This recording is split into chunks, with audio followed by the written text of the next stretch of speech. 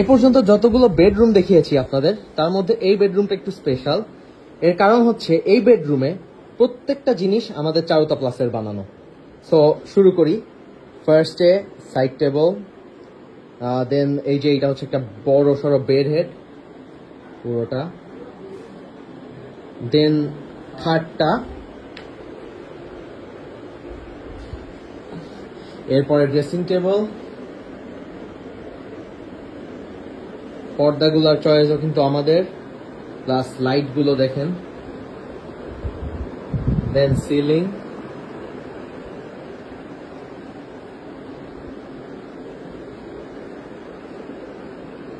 এরপরে নর্মালি সব বেডরুমে খাটের সাথে একটা 2 সিটার সোফা দেওয়া হয়। যেহেতু এটা অনেক স্পেশিয়াস তাই এটাকে আর একটু লাক্সারিয়াস করার জন্য আমরা দুটা চেয়ার দিয়েছি, একটা ছোট টি টেবিল।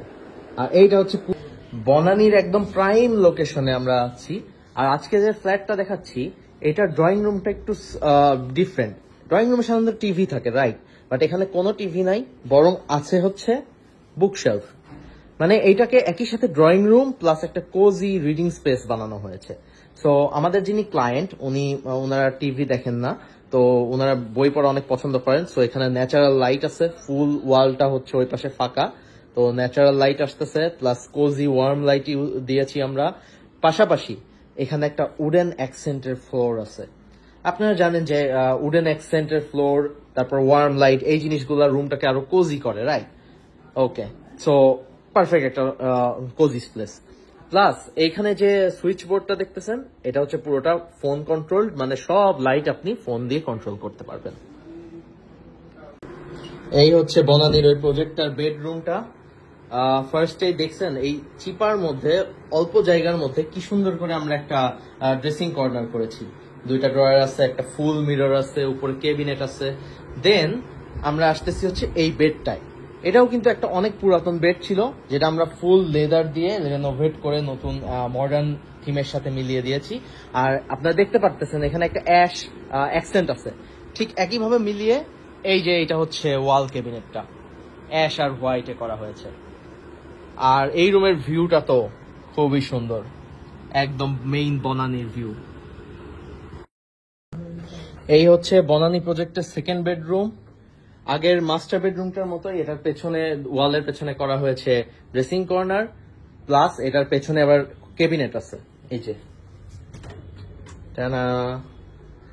দেন এটা হচ্ছে ওয়াশরুম। দেন এই যে বেডটা, এই বেডটাও আমাদেরই বানানো, চারুতা প্লাসের, এই যে লেদারের।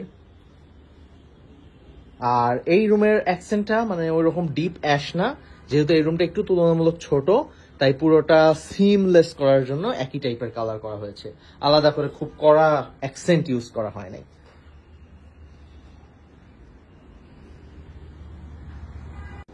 এটা হচ্ছে আমাদের প্রজেক্টের লাস্ট বেডরুম, এন্ড এটা হচ্ছে আমাদের ক্লায়েন্টের ছেলের জন্য।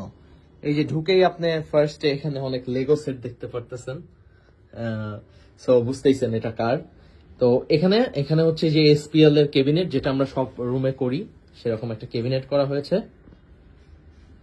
এন্ড এই রুমটাও মানে সিমলেস, তেমন অ্যাকসেন্ট ইউজ করা হয় নাই। তবে এই যে বেডটা, বেডের উপরে হেডবোর্ডের এখানে একটা মানে অ্যাকসেন্ট ইউজ করা হয়েছে, ব্ল্যাক।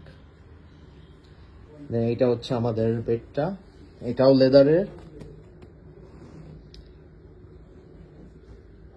That's it. এই রুমে আর সেরকম স্পেসিফিক কিছু নাই। ওকে।